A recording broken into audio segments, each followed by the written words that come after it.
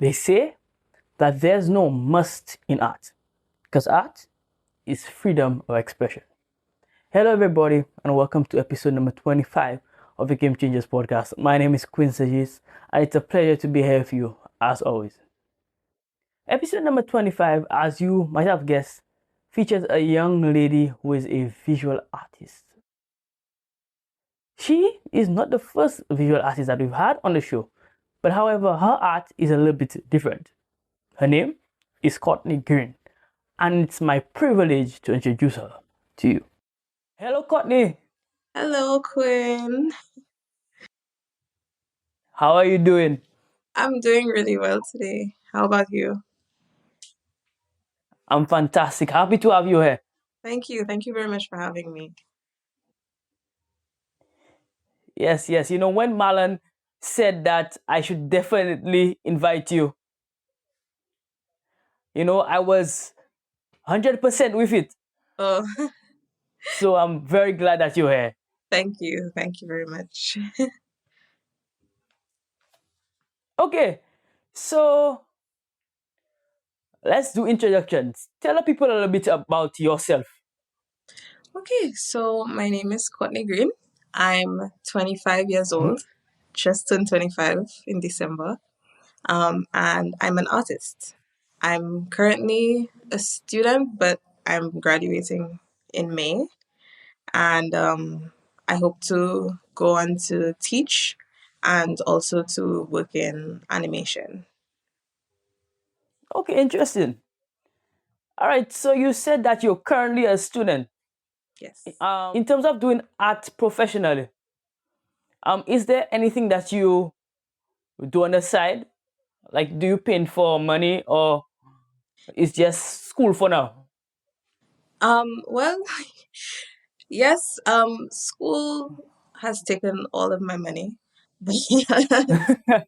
But I do commission painting sometimes, and I really love doing those. And also, I've done like graphic design, not anything like super high tech, but like I've done some like flyer work and stuff like that. And I feel like I've gotten into doing some animation. I've done a couple freelance animation jobs, but I would really like to like work on my portfolio so that I could like do that on a higher level. Yeah. Got you. Got you. Yes. So you said you into animation. Yes. What other types of art are you into? Right. Okay. So actually my main thing when my degree was like my major was painting. So Mm. I actually started off really with drawing. Um, I took like a bunch of drawing classes, and then I started getting into the painting, and I realized that's what I wanted to major in. So I do like primarily oil paint on canvas. Nice. All right. So okay, so you a visual artist basically. Yes. Um, take me into the mind of an artist though. Like I'm always interested in what the thought process is because I am a creative as well. I'm Yes. not an artist. This is my art, Yeah. right? But I'm always interested in the process from just imagination Hmm. to art on canvas. Take me through your process. Right. Mind of an artist is very crazy. It's very hectic in here. Um, and I feel like a lot of artists and creatives can relate. Like, you always have new ideas popping in, and it sometimes it takes like a certain level of like skill and like honing in on ideas to be able to like bring it out in whatever form, whether it be painting or whatever. Right.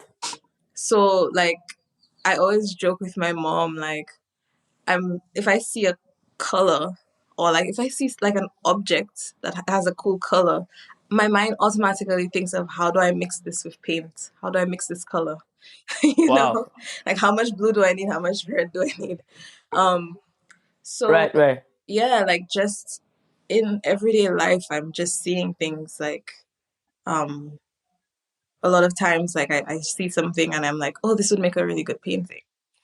And especially for me, I feel because I work in realism, just sometimes just driving around, I see a cool looking house or the beach or something that really just makes me want to paint it, you know?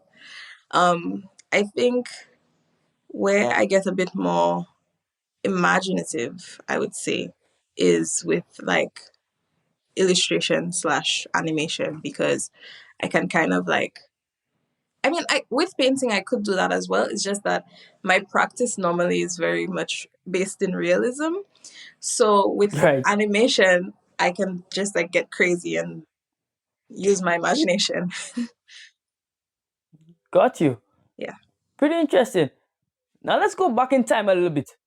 Yes. Tell me, where did your love for art come from? Where did it all start for you? You know, I can't pinpoint any specific time. I think I've always been like a bit creative, but I never really thought of it as a career. Um, I think, let's say, when I was in secondary school, um, from Form 1 to 3, I would always be, I guess, like the one I was like the most excited about like projects where you had to like build things or like make crafts or Right. make posters and stuff. But I never thought of myself as like an artist. But then when I started doing art for CXC, then that's when my teacher was really great and she really helped me, I guess, push the skills and the technical aspects that really brought out the natural talent. So I think then would have been like a real like turning point where I really realized like, oh, I really love this. Right. Granted, I still I did like sciences mainly for CXC, so I Wow. I didn't think I was going to do this. I didn't think I would be here, or even so after I was doing chemistry and biology and math. So, you know, it really took a lot of time and like I guess a lot of ups and downs for me to realize that this is where I really want to settle. Interesting. Yeah. So when did that switch happen then? Okay, so you don't know when your love for art started, Yes. but when did you decide, okay, I'm going to take this serious. I'm going to do this professionally. I think after CXE, um I got the first place on the island. I got the national award in 2014 for visual arts. And that Ah, okay. really made me realize like, oh, okay, I'm pretty good at this, aren't I? Right. And I but I had already like, applied for SAFA with um the sciences and that was kind of where my trajectory was at. But then after SAFA, I realized, okay, I don't know if I really want to do this anymore. So I Right. actually still, I think it's just naturally in our minds, we don't think of arts as a primary focus. Like you think you'll be broke, basically. Like that's always in the back of your mind. Right. Mhm. So I then switched to accounting. I wanted to do accounting. So I actually started university in Canada doing accounting. I started with a Bachelor of Commerce. And I just really honestly was not very happy. I Mm. could do the work, but I just felt myself feeling like why am I doing this almost? And I had heard about my school through someone else who was doing a class. Like they were doing like an architectural degree, so they were taking like design classes Right. at this school. And so I went and I looked at it and I'm like, yeah, like I think I want to go here. And luckily, my parents were on board. Actually, both of my parents are very much like my mom is very crafty, and my dad used to do like graphic design. So they were both like really on board with it. So I'm really grateful that like, yeah, I got that opportunity. Pretty interesting. And that would have been my next question. I realized that your parents were very supportive. Oh yeah. Oh yeah. Now, oftentimes, parents, when it comes to these things, they are worried about, finances. Like, Yeah. if you pursue this degree, like, what would happen to your cash? What would happen to your bottom line, basically? Yes. But I'm hearing that your parents really, really supported your vision. Yes. Tell me, how important was that for you in particular, that they were so supportive? And I was thinking like that's a very valid concern to have about Yes, it is. finances.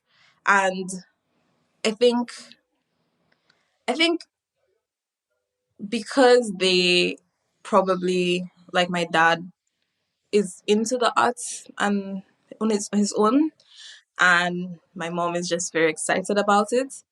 They probably, they knew that I would be able to work in the field and do pretty well and also be very happy. Right. So I think a lot of the time people focus so much.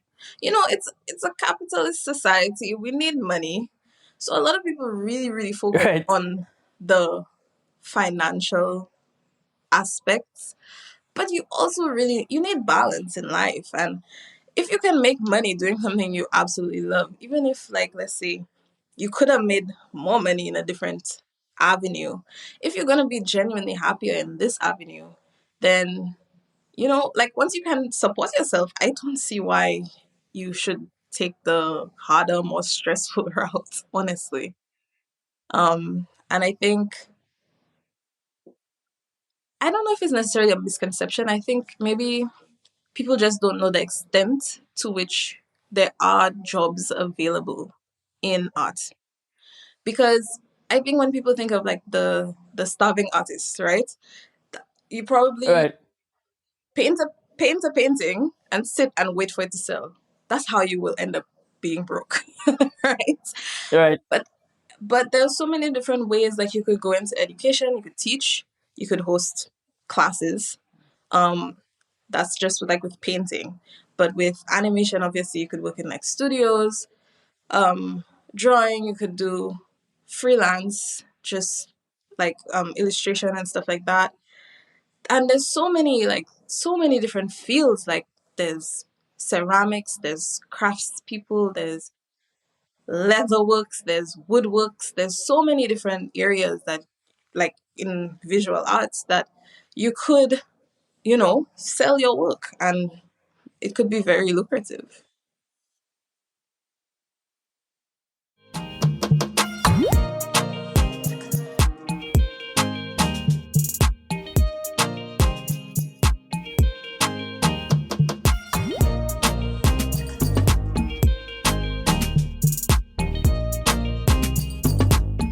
Game Changers proudly supports Kids Health Creative, a publishing house encouraging children ages 4 to 12 to live healthy lifestyles, all while having good, clean fun. Get their latest book, Be Smart, at 10% off when you use promo code QuinnST at checkout. That's QUINNST at checkout. Get yours today.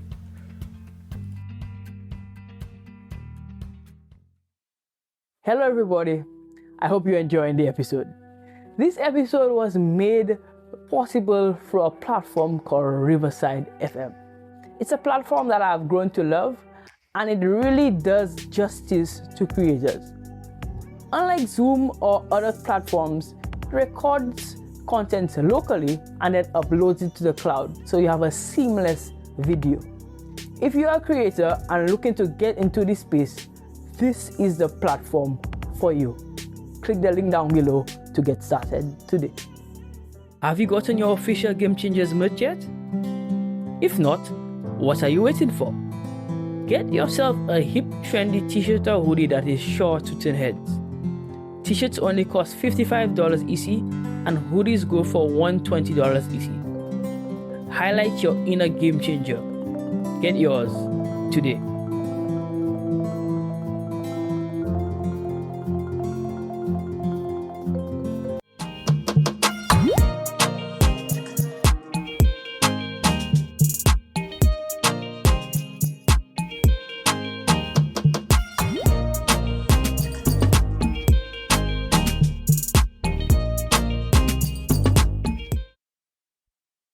And it pays to have like an open mind when it comes to art.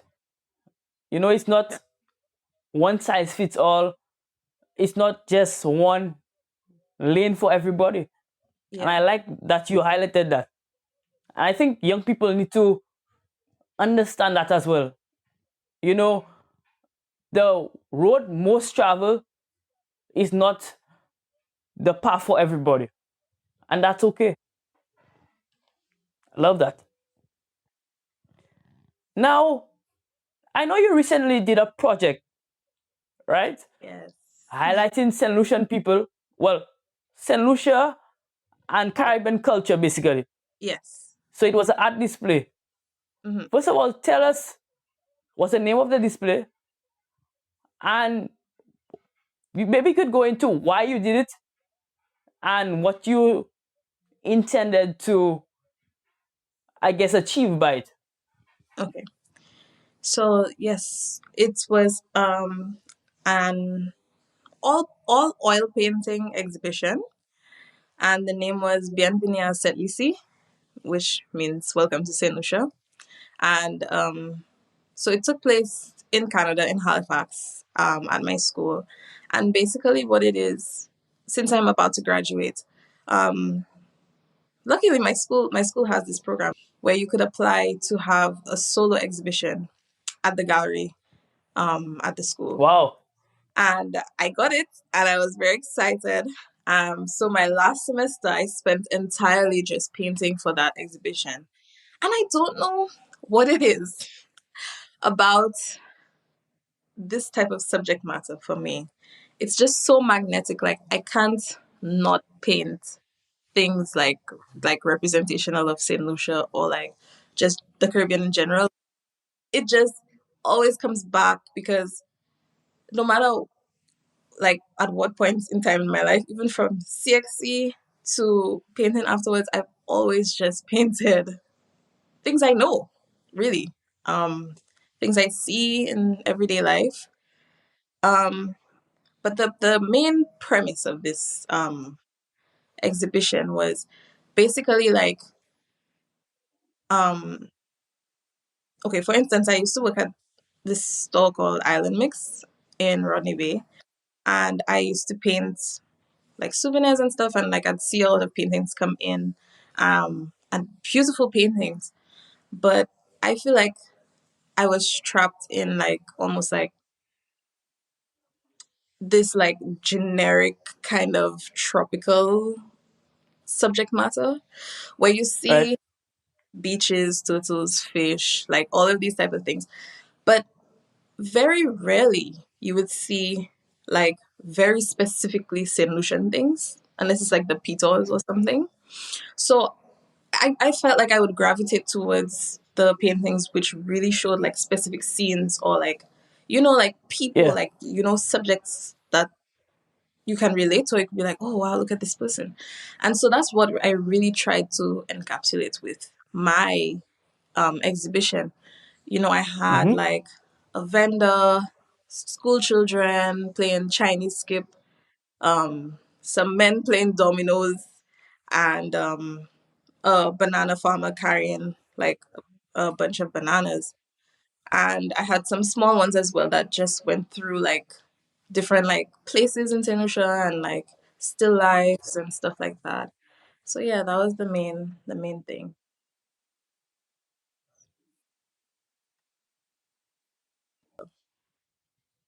Yes, Yeah. absolutely. Exposure is important, Yeah. and obviously, that's when education happens. Hmm. After the exposure. Yes. Lovely. I like that. All right. So a bit earlier, we spoke about some of the things that inspired you. Well, you actually touched on them. Mm-hmm. But in terms of people, who inspires you? So we spoke about the what. Who inspires you? It's difficult for me to say like one person or a few people because Right? I'm just I feel like I'm just constantly inspired by people. Not even necessarily in the art world, because like you could see my subject matter clearly is like everyday people, everyday life. Right? And so I'm honestly like a lot of times just inspired by just people that I see doing things. Like um it just it gets me excited about like seeing progress and stuff. But in terms of like actual like artists, I would say, or like, well, I've been studying art history, so I feel like a big art history era that stuck out to me was Impressionism. And basically, that was in the late 1800s to early 1900s. Photography had just come out, right? So Right. people stopped really getting as much paintings done and portraits done. And, a lot of the times artists would be painting like royalty or like church leaders because that's the people that would have the money. But now, since there are pictures, everyone is on the pictures train. So artists had to kind of pivot and find something else.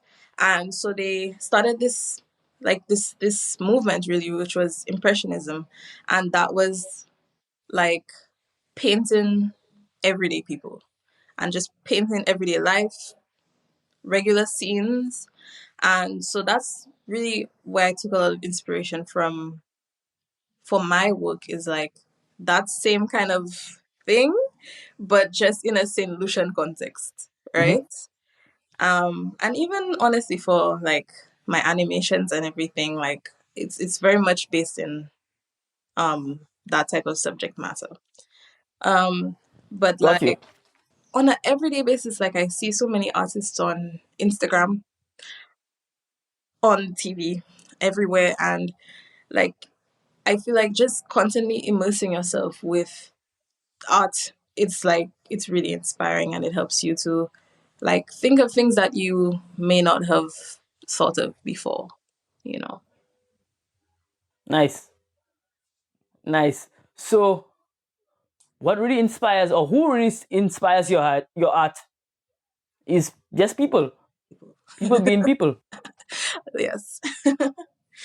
I like that. Yeah.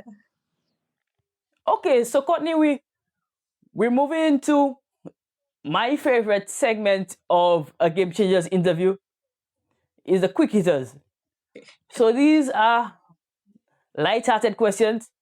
These are questions that will tell a little bit more about Courtney the person Okay. and would also, you know, give us some insight into the mind of an artist, I guess. Mm-hmm. Okay. All right? All right. Okay, so first question. What type of music do you like to listen to the most? um no, I like so much, like I love a lot of contemporary music, probably with the Mm-hmm. exception of country. Right? I know some people like that, but I don't like country music very much. Right. But mostly I listen to like pop, R&B, hip hop, like on the American side, and then I also listen to like Caribbean music, reggae. I really like coffee. Mm-hmm. Yeah, Right. yeah. Absolutely. You know, I think every creative that I've had here Mm. cannot pick what is their favorite type of music. Like it's very hard. Yeah, very hard for us. And I am in the same boat. So I get where you're coming from. Yeah. Absolutely. Okay. So my next question, I ask almost all my guests. In fact, I ask all my guests this question. Mm. Apple or Android, Courtney? Apple. I Okay, used to be why? Android, but it's been years and I'm not going back. All right. Yeah, it seems like once you once you go Mac, you never go back. Yeah. So, Yes. all right. Okay, I guess I won't even go into the details as to why, but I guess okay. So it's Apple, Yes. no problem. Hands down. And my last question in the quick hitter segment: Mhm. who would you like to see on Game Changers? I was thinking about it and I think I would love to see Naja Simeon. He's the one Okay. I think it's Saki Productions who does like the murals. You see it on Alias Rosette's building and all Oh over. yes, yes. These Yes. are beautiful. Yes. Yeah. Naja used to teach at Island Mix while I was there, so I know him from that. And then seeing him doing all of these things has been like really cool. Yeah. Got you. And we'll definitely have him on. And you can help us. Same way Marlon helped Yes. bring you on, you help, you pay it forward and bring Mm-hmm. him on for sure. Yes. Yes. Beautiful. We look forward to that 100%. Okay, so we're moving on to the last few questions of the interview. Okay. I'm realizing that you have taken part in a lot of activities as a young person, in order to improve yourself. Speak to the importance of young people taking part in these type of activities. Okay. Wow. It's so important, and I feel like you might hear someone say that, but not realize like the depth towards that statement, how important it is to be involved in the arts. You know, I feel like it teaches so many life lessons, like just important things, Mm-hmm. like in terms of patience, time management, um, discipline. So if you have kids working in different artistic fields from a young age, it teaches them, to have patience and to like really work towards something because art, like visual art, really does take a lot of time, and Right. it teaches them not to give up and stuff like that. Um, and in terms of like, you know, a lot of people may not necessarily be like academics, and that's totally fine. Like I feel like in modern society, society has just made it like so important to be an academic when naturally Yes. not everyone is like good with numbers or good with writing. And a lot of people feel defeated, and I feel like if you could find another avenue um that you really succeed at, you could see a big change in your life where you see, this is what something I'm good at. It's not necessarily even just visual arts, just arts in general. Um, Right. you know, it could help if from a young age you are able to make that discovery, and it will save you a lot of stress. You know, if you know from a younger age, like I'm capable of doing this, or even like if it's not your primary job, even if you have to work in something that like just for stable income, Mm-hmm. just to know that you have it as an option for a side hustle or just for a hobby, just to relax, to Mm-hmm. be creative and be imaginative. It's good to know that from a young age that you have those options. For sure. So open yourself up to opportunities, basically. Yeah. I love that. Okay. My next question for you is in terms of on a national level, or I guess on a regional level, what more do you think can be done for the arts in the Caribbean? I think I think it's a difficult one Mm-hmm. because we don't necessarily have the resources that first world countries have. Yeah. And, you know, we driving through St. Lucia and there are potholes everywhere. So it's Right. hard to imagine that they would prioritize art. Um, Mm-hmm. honestly, if we're just being frank, I personally I would love to see like a national art gallery open up or something like really just major. But I don't personally see that happening anytime soon. But I think honestly, if more people supported the arts on just like on a small scale, you would see a real big like Right. improvement where it comes to um people having support, I guess. Like um if you want to decorate your house, instead of ordering or going in store and buying something that's mass produced to put on your walls, commission an artist or see what artists are out there, see what you could buy from a local artist instead Right. of just something from Mm-hmm. online, right? And even just like I don't like it's so important to like just literally share artwork or like literally just like support someone because art is something that is like shared amongst people. You don't paint a painting and just keep it to yourself. So as much as you may think like you don't need validation from others, like it really, really does help when you get like good responses from people and that can really be supportive. Like a little goes a long way, really and truly. Just literally just supporting artists. Um and like all like I'm talking about everything like even if it's like someone has a jewelry business like just buy their jewelry and stuff like that really makes a big difference and then we can tackle the government giving us a little more support at a later Right. date. All right. For sure. Little steps. Yes. We'll get to the big steps. Yeah. I love that. That's beautiful.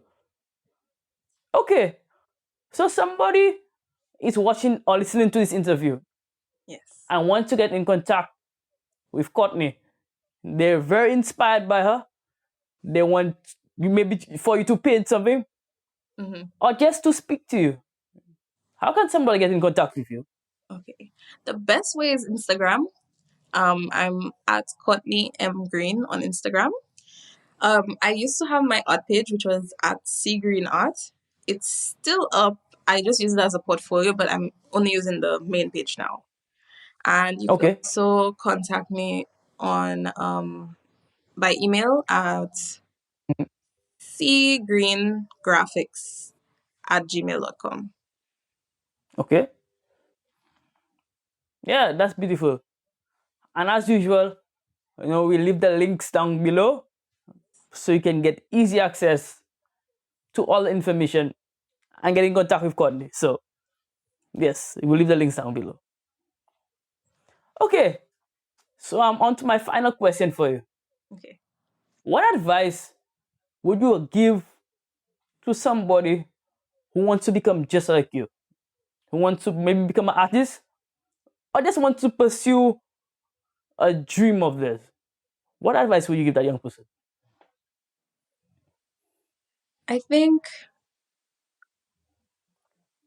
it it's so important to prioritize your mental health and what you love because Mm-hmm. we only have one life to live. And Yes. if you don't make time for the things that you love, that's just setting yourself up to be miserable. So even if it takes effort, even if you have to, you know, put in extra effort to be able to make time for the things that you really and truly are passionate about. And it will make a big difference in your life. That's my advice. Beautiful. Yeah. Beautiful. Short and sweet. I love that. Yeah. Make time for what you're passionate about. And even if you don't pursue it professionally, at least it'll make you feel good. Yeah. So I love that. That's great advice. Okay, Courtney, we have come to the end of the interview. And to thank you so much for coming on. Oh yeah. People like you are inspiration to me.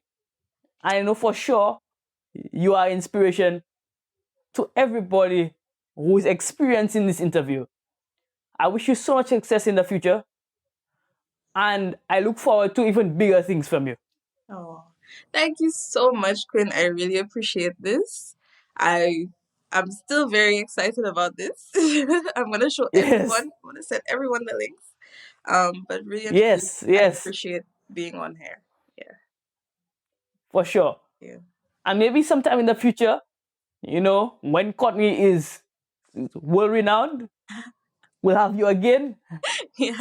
and we can look at the journey. Yes. All right. Guys, this has been yet another interview, yet another episode of Game Changers. And to thank you guys for coming on and listening as always. Remember, we are on Spotify and Apple Podcasts now, as well as Google Podcasts. So subscribe to us and feel free to download the episodes so you can listen whenever you are available. Thanks for coming on. And as always, stay hungry. Bye-bye.